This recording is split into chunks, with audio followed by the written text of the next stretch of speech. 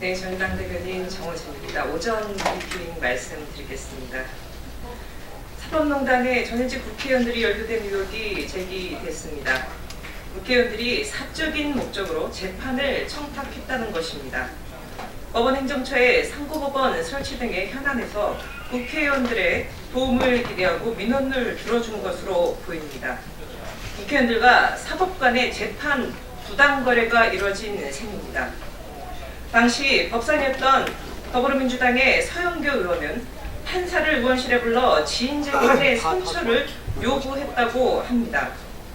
서 의원은 친동생과 딸의 의원실 채용, 가족 채용으로 문제가 돼 당 징계 전 슬그머니 탈당했다가 복당한 바 있습니다. 이쯤 되면 서 의원은 국회의원직을 국민을 대표하는 자리가 아니라 국민과 법위의 불림에 특권을 휘두르는 자리 정도로 착각한 듯 합니다. 법 절차 문제와는 별개로 국민에 대한 예의 차원에서 더불어민주당 차원에서 관련된 조사가 반드시 있어야 할 것입니다.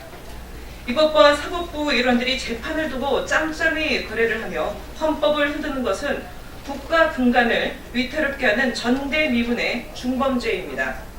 이래서야 국민이 어떻게 국가기관에 신뢰를 보낼 수 있겠습니까? 사법농단 사건 관련자들을 단죄하는 일은 곧 국민 신뢰를 회복하고 위기에 놓인 국가를 바로 세우는 중차대한 일입니다.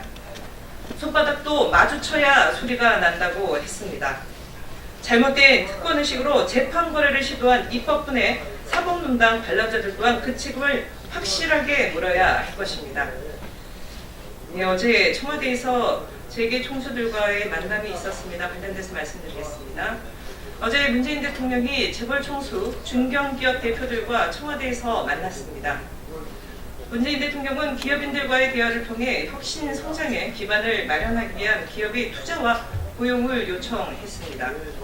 기업인들과 밀실이 아니라 공개적인 만남, 투명하게 경제를 논의하는 것은 바람직한 모습입니다. 이번 만남이 상생경제를 모색하는 계기가 되길 바랍니다. 그러나 여전히 시점과 형식에서 우려되는 부분은 분명합니다. 청와대는 사회적 논란을 빚은 기업은 배제하면서도 정작 국정농단의 핵심으로 항소심까지 유죄를 받은 이재용 삼성전자 부회장을 함께 만났습니다.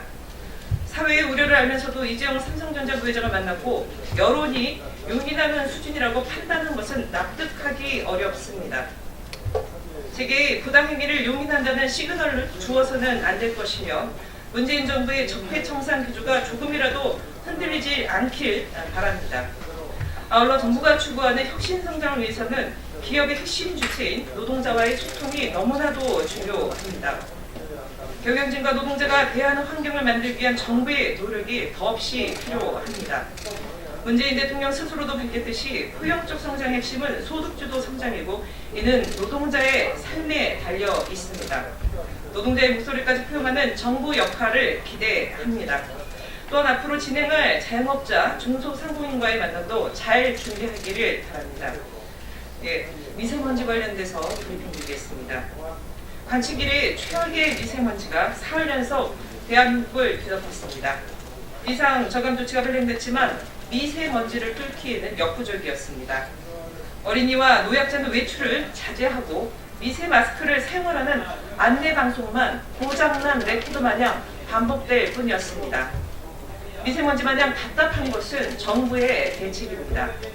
이미 몇 해 전부터 4만 4원이 아닌 4만 3위가 겨울철 날씨에 대명사가 됐습니다.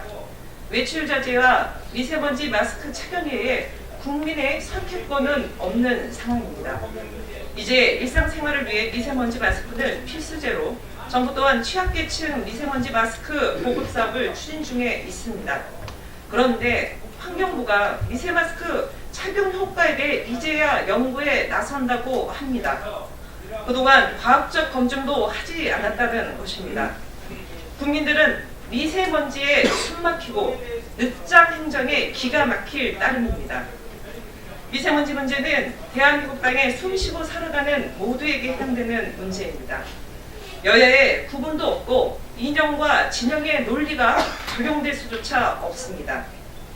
미세먼지가 인간의 무분별한 에너지 남용과 개발의 한 점에서 단계적이고 확실한 종합적인 대책 수립이 시급히 요구됩니다. 관련된 얘기인데 약간 좀 나눠서 말씀드리겠습니다. 자유한국당 이제 미세먼지마저 정쟁으로 만들고자 하는지 말씀드리겠습니다. 미세먼지 저감을 위한 대책 수립에 각 정당의 초당적인 협력이 요구됩니다. 그런데 마치 떡본 김에 제사 지낸다고 자유한국당은 정부의 탈원전 정책이 미세먼지의 주범이라며 국가적인 현안인 미세먼지마저 정쟁으로 끌어들이고 있습니다. 자유한국당스러운 근시안적인 발상으로 정쟁이라면 양잿물도 마실 기세입니다. 전 지구적인 기후변화와 지속 가능하고 안전한 에너지 전환 정책은 동떨어질 수 없는 정책임이 이미 확인되고 있습니다.